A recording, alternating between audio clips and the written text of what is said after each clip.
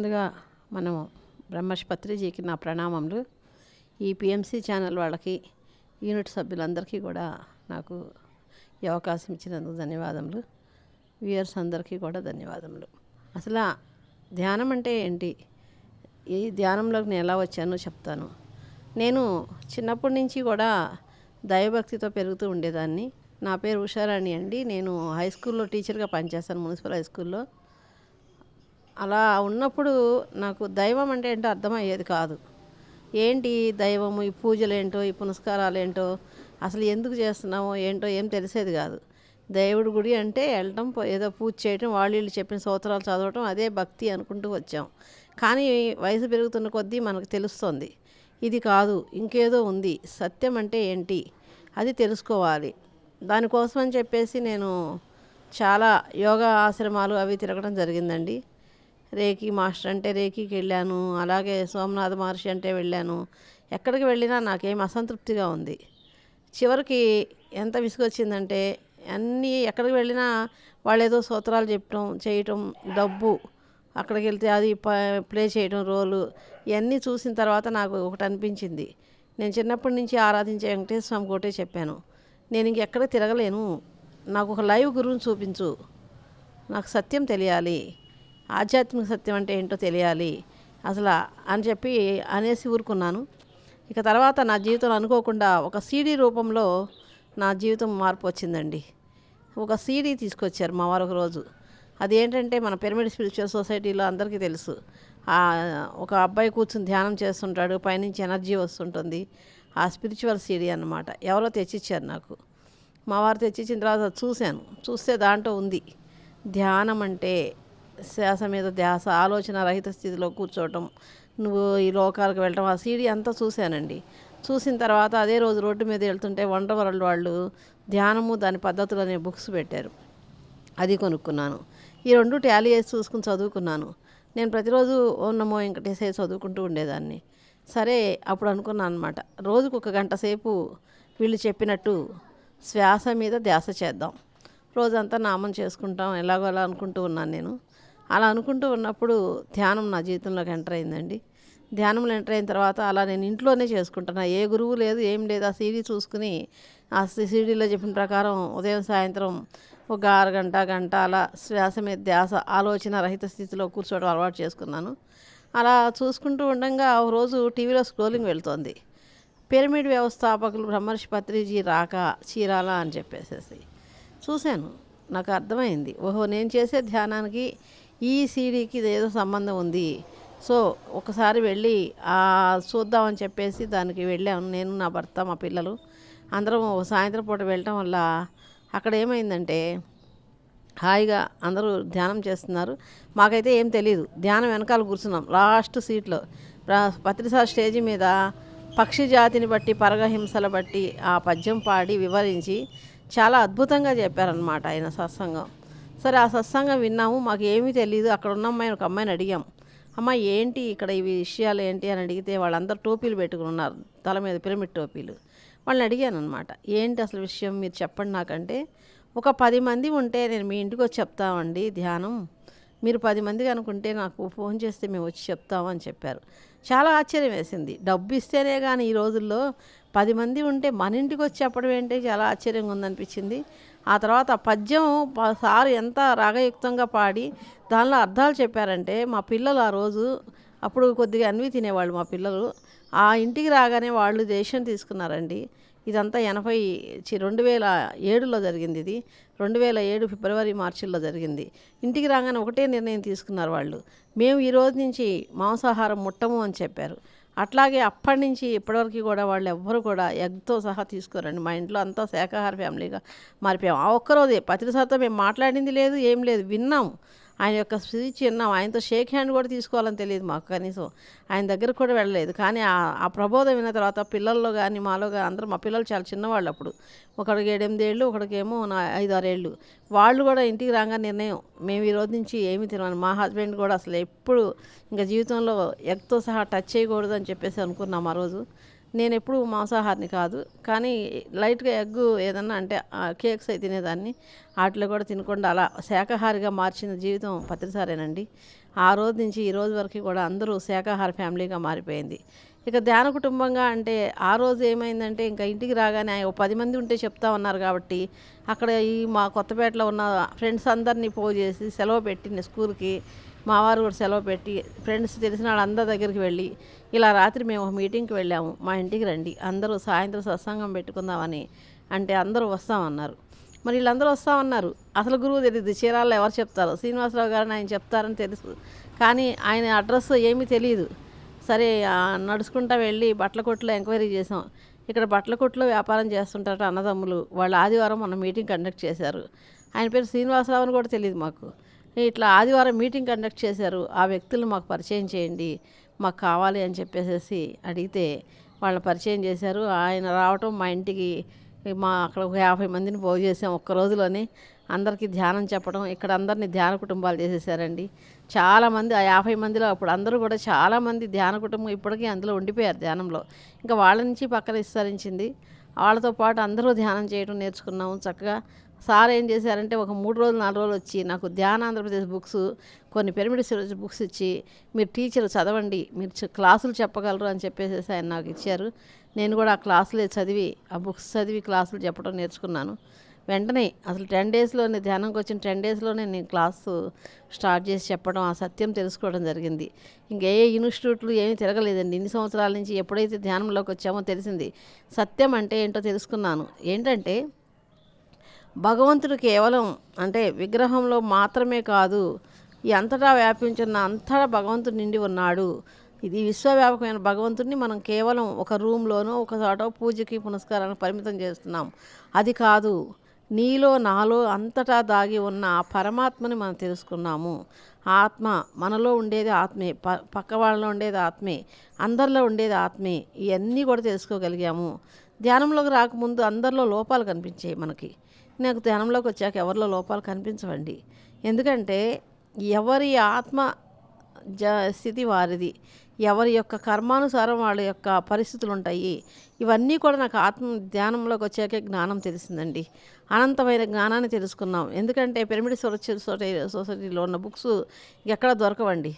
చాలా బుక్స్ అనువాదం చేయించారు సార్. ఎందుకంటే ఇంగ్లీష్లో అందరూ చదువుకోలేరని తెలుగులో చక్కగా పెద్ద పెద్ద బుక్స్ని చాలా అనువాదం చేయించారు. మరణం లేని మీరు, తులసీదళం, ఇలానే కాకుండా చాలా చాలా ఇంగ్లీష్ బుక్స్, మరణానంతర జీవితం, మరి అట్లాగే సుప్త చేతనాత్మక మనసుకున్న శక్తి, ఇట్లా ఒక బుక్ అని కాదు చాలా చాలా బుక్స్, నెంబర్ ఆఫ్ బుక్స్ చదువుకోవటం, సారు యొక్క సత్సంగంకి వెళ్ళటం, మనకన్నా సీనియర్ పిరమిడ్ మాస్టర్ల దగ్గర జ్ఞానం నేర్చుకోవటం, దీంతో మనలో ఒక జ్ఞానం చిన్న బీజంలా ఉన్న అది నాకు వటవృక్షంలా అయిందండి.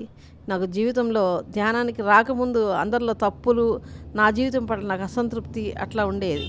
కానీ ఎప్పుడైతే ధ్యానంలోకి వచ్చామో అప్పుడు నాకు ఎవరి స్థితి వారిది, తప్పులు ఎంచకూడదు, no comments, no complaints, no judgement. Sir ఎందుకంటారో నాకు అర్థమైంది విషయం.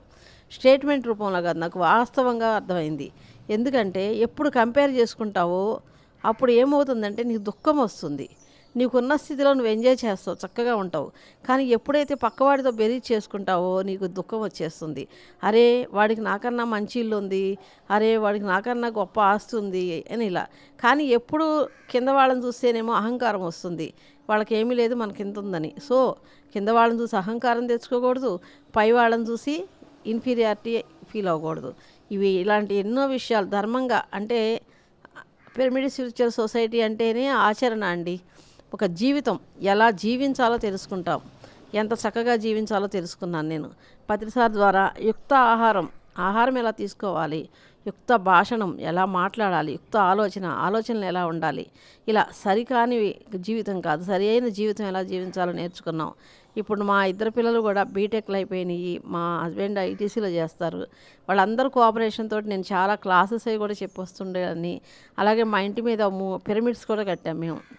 ఆ పిరమిడ్ మైత్రేయ బుద్ధ పిరమిడ్ ధ్యాన కేంద్రం అని చెప్పి ధ్యాన కేంద్రానికి కూడా ఎంతోమంది వచ్చి ధ్యానం నేర్చుకుని చాలా చాలా చోట్ల వాళ్ళు మళ్ళీ డెవలప్ అయిపోయి వాళ్ళు క్లాసులు చెప్పడం మొదలుపెట్టారు. ఎంతో సంతోషం కదండి. మన దగ్గరకు వచ్చి మన దగ్గర ధ్యానం నేర్చుకుని వాళ్ళు వెళ్ళి మళ్ళీ క్లాసులు చెప్పడం, ఇదంతా కూడా చాలా ఒక ప్రణాళిక, చక్కని జీవిత ప్రణాళిక. మనం ఎప్పుడు కూడా ధ్యానంలోకి వచ్చిన తర్వాత సత్యం తెలుసుకుని సత్యంలో జీవించడమే ఒక గొప్ప ఇది. ఆధ్యాత్మిక సత్యం అంటే ఏంటో తెలుసుకోగలిగాను. తర్వాత ఇంకొక విషయం ఏంటంటే, రెండు విషయాలు చెప్తారండి పత్రిజీ. ఆ 2 విషయాలు చూడటానికి మనకు చాలా చిన్నగా అనిపిస్తాయి, కానీ 2 పెద్ద డైనమేట్లు అనమాట అవి 2 కూడా. ఒకటి ధర్మం, 2 అహింస అని చెప్పారు సారు. నేను ఎన్నో పుస్తకాలు చదివి ఎంతెంతో చదివి మీకు 2 డ్రాప్స్ చెప్తాను అన్నారు. ఏముందిలే 2 చిన్న విషయాలు అనుకున్నాం మేము. కానీ అవి 2 ఏంటంటే, ఒకటి ధర్మం, 2 అహింస అన్నారు. అహింస అంటే అందరూ ఏమనుకుంటారంటే, ఏముంది మాంసాహారం తినకుండా ఉంటే అహింస అని అంటారు. కాదండి, ఎప్పుడు కూడా మాంసాహారం తినకపోవటం మాత్రమే అహింస కాదండి. అహింసలో 2 ఉన్నాయన్నమాట. ఒకటి జీవహింస, జీవుల్ని హింసించకుండా ఉండటం.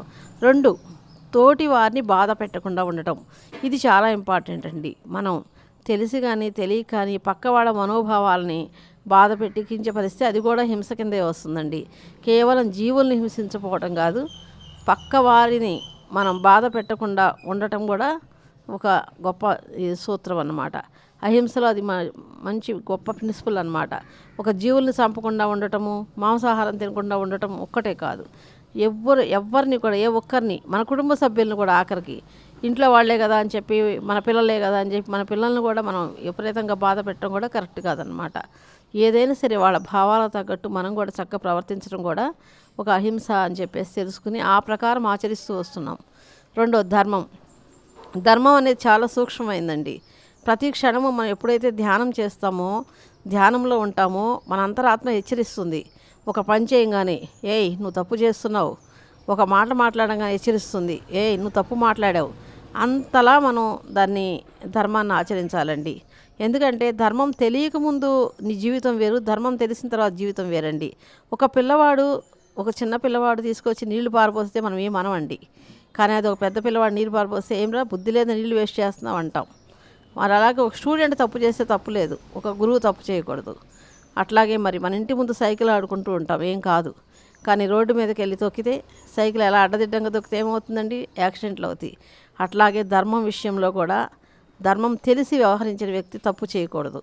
మనం ధర్మాచరణలో ఉన్నాం అంటే ఏది చేసినా ధర్మం ప్రకారమే చేయాలి. ధర్మో రక్షిత అని చెప్తూ ఉన్నాం మనం.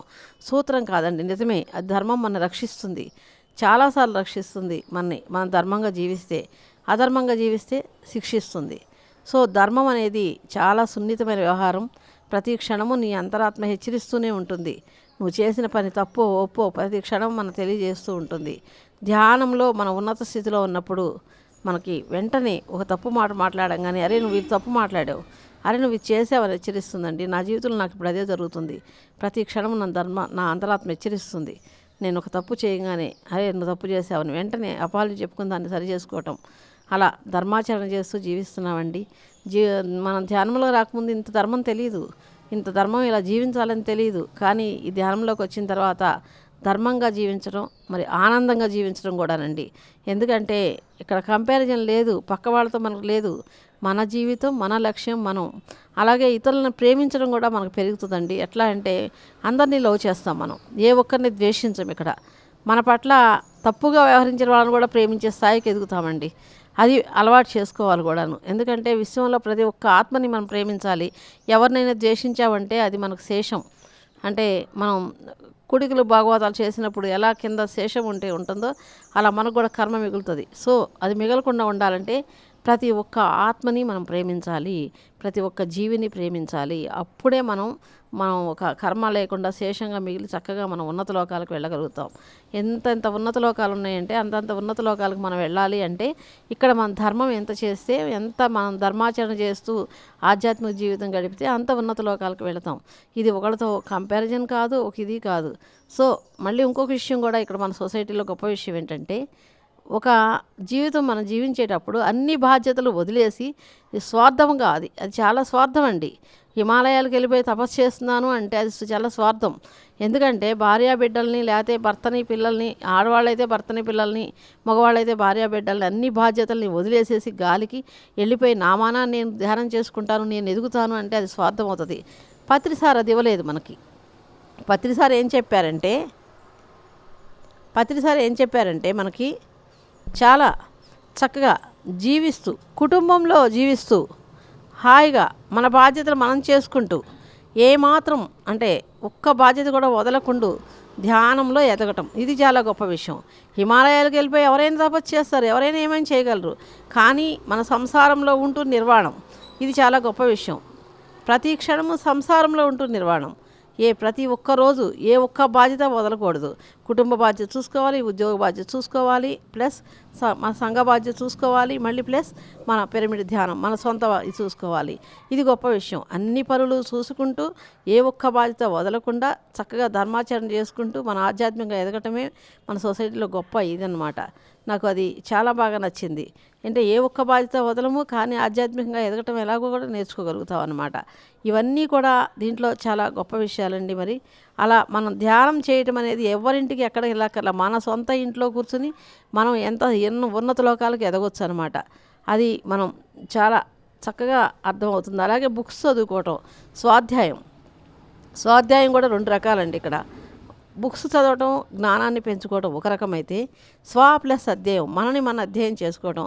ప్రతిరోజు ఒక 5 నిమిషాలు 10 నిమిషాలు ఒక నైట్ పడుకునే ముందు మనం అనలైజ్ చేసుకోవాలి. ఈరోజు మనం ఏం చేసాం, ఎంతవరకు కరెక్ట్గా ఉన్నాం, మనం ఎలా ధర్మాచరణ ఆచరించామా, మనం ఎలా ఉన్నాం ఏంటి, ఇవన్నీ కూడా మనం ప్రతిరోజు ప్లస్ అధ్యయనం కూడా చేసుకోవాలండి. అప్పుడే ఎదగలుగుతాం. స్వాధ్యాయం అంటే బుక్స్ చదవటం మాత్రమే బుక్కిష్ నాలెడ్జ్ అవుతుంది, కానీ అధ్యయనం చేసుకుంటే మన జ్ఞానం పెరుగుతుందండి. నెక్స్ట్ మనం నేర్చుకున్న దాన్ని ఆచరించాలి. ప్రతిరోజు ఎంతో కొంత నేర్చుకుంటాం. క్లాస్కి వెళ్తాము, లేకపోతే ఒక చోటకు వెళ్తాం, ఒక విషయం నేర్చుకుంటాం, బాగుంది అని వదిలేస్తాం. అలా కాదు, దాన్ని ఆచరించాలి. ప్రతిరోజు ఆచరిస్తూ వెళితే విష్ణు సహస్రనామాల్లో ఉన్న 1000 నామాల్లో రోజుకు ఒక నామం తీసుకుని ఆచరించుకుంటూ వెళ్తే కొన్ని రోజులకి నామపారాయణ చేసిన ఫలితం వస్తుంది. నామపారాయణ ఎందుకు చేయిస్తారు? చదవగా ఆ గుణం ఒకటన్నా పట్టుకుంటాడని చెయ్యండిరా అంటారు. విష్ణు సహస్రనామ పారాయణ చేయి పుణ్యం వస్తుంది అంటారు. అంటే అర్థం ఏంటంటే రోజు చదవగా ఆ భావాలని కనీసం మనసులో వంట పట్టించుకుని రోజు చదువుతాం కదా, అక్కడ భయం లేనివాడని, శాంతం గలవాడని చదవగా ఒక రోజన్నా కనీసం ఆ గుణాలు అలవరుచుకుంటారని చదవమంటారు. సో మనం చదవటం అంటే ఏంటంటే ఆ గుణాలను అలవరుచుకోవాలి. ప్రతి ఒక్కటి ప్రేమమయంగా ఉండాలి. ప్రతి ఒక్కరితోటి జీవితం అంటే ప్రతి ఒక్క ఇది తీసుకోవాలి. ఎంతో మనం ఎదుగుతూ పక్క వాళ్ళ ఎదుగుదలకు తోడ్పడాలి. ఇవన్నీ కూడా మనం ఈ సొసైటీలో నేర్చుకుంటామండి. నాకు అందుకని నేను పిరమిడ్ సొసైటీని నేను చాలా ఇష్టపడతాను. పత్రిసారు అసలు ఏ ఒక్కరికి ఆయన కూర్చోబెట్టి ఏ ఒక్కరిని ఇది చెయ్యి అని చెప్పరు, కానీ ఆయన్ని చూసి మనమే ఇన్స్పైర్ చేసేస్తాం. ఎందుకంటే ఆయన శాకాహారం పాటించమని చెప్పారు అంతే. నీవు పాటించరు, శాకాహారం చెప్తారు ఆయన, కానీ దాన్ని మనం పాటించేస్తాం. ధ్యానం చేయటం అన్నీ కూడా మనం చూసి నేర్చుకుని చేసేస్తూ ఉంటాం.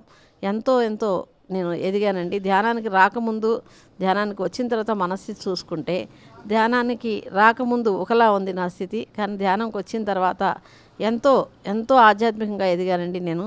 పిఎంసి ఛానల్ వల్ల ఇంకా అంటే మనం ఇంట్లోనే ఉండి ఇదివరకు అయితే మరి ఎక్కడైనా స్పిరిచువల్ సొసైటీ మూమెంట్స్ మీటింగ్స్కి వాటికి వెళ్ళాల్సి వస్తుంటుంది.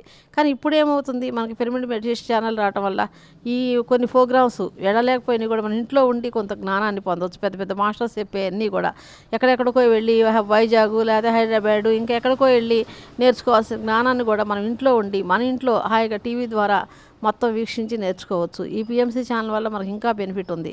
కొన్ని బుక్స్ చదవాలంటే మనకు దొరకవు, చదవలేము, కానీ కొంతమంది చెప్తూ ఉంటారు కాబట్టి అవన్నీ కూడా నేర్చుకోగలము. ఇంకా ఛానల్ వల్ల కూడా ఎంతో లబ్ధి పొందుతున్నాం. సో పిఎంసి ఛానల్కి కూడా మనం చాలా ధన్యవాదాలు తెలియజేస్తున్నాను. ఓకే అండి, నాకు జీవితంలో pyramid spiritual society, PMC channel 2 కూడా ఆధ్యాత్మికంగా ఎదగడానికి ఎంతో ఉపకరించినాయి. నాకు ఈ అవకాశం ఇచ్చిన టీం అందరికీ కూడా ధన్యవాదములు.